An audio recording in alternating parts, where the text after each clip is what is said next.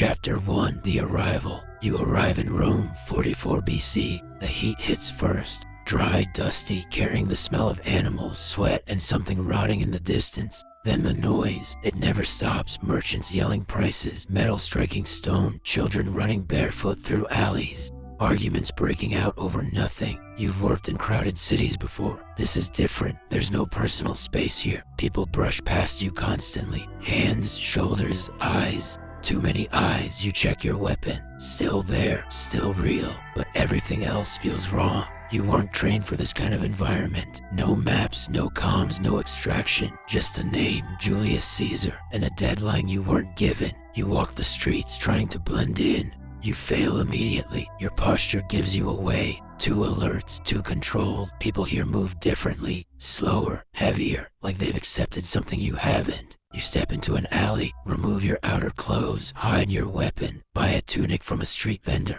Rough wool, itches instantly, smells like 10 other people wore it before you. Now you look right, but blending in here isn't about clothes, it's about belonging, and you don't. Chapter 2, The System. You start learning the city, not through maps, through patterns, where people gather, who gets out of the way and who doesn't. The forum is the center. Politics, business, gossip, everything flows through it. You sit, watch, listen, names repeat. Generals, senators, rivals, and always Caesar. Some speak his name with admiration. Others lower their voice when they say it. That tells you everything. Power like that doesn't come without enemies.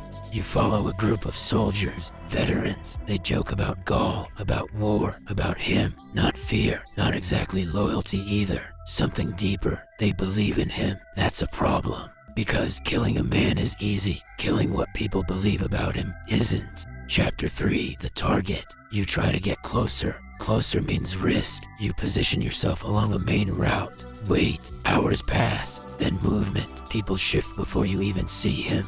Like a wave reacting to something unseen. Then he appears. Julius Caesar. Not surrounded by armor, not hidden, exposed. That surprises you. Modern leaders hide behind layers. He doesn't.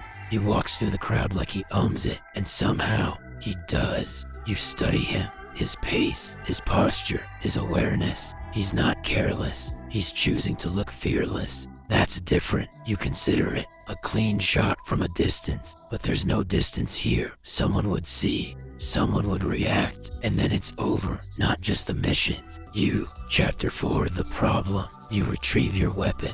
You move outside the dense city toward open ground. Test fire. The sound cuts through the air. Too sharp, too foreign. Birds scatter instantly. You imagine that sound echoing through stone streets, every head turning at once. No suppressor fixes that here. You check your ammo. Limited. Every shot matters. You start calculating outcomes. Best case, one shot, clean hit, immediate death. Reality, crowd panic, guards swarm, no exit. You're not in your world anymore. Your advantage is gone. Here, you're just a man holding something no one understands, and that might make it worse. Chapter 5, The Discovery. You notice it before you hear it. A shift in behavior, certain men speaking less in public, meeting in smaller groups, eyes scanning more often.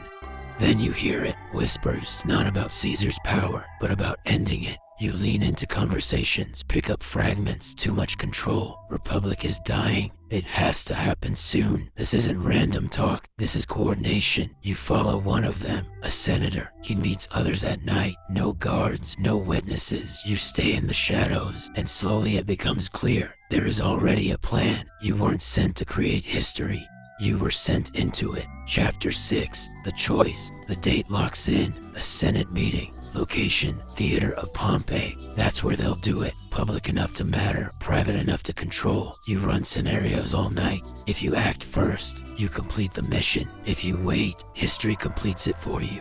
But waiting means giving up control, something you were trained never to do. You move early, take position near the entrance, blend into a group of common citizens. You watch the senators arrive. You recognize some faces now. They're calm, too calm. That's when you realize they've already accepted what happens next. You haven't. Chapter 7, the outcome. Morning feels slower, heavier, like the city knows something is about to break. Julius Caesar arrives. No armor, no hesitation. He walks past you, closer than ever before. For a moment you consider it. Right now, one movement, one shot, mission complete. Your finger tightens slightly, then stops because something feels off. Not fear, certainty. Inside, voices rise, then a sudden shift. Movement, fast, violent. You push forward just enough to see. Blades, not one, not two.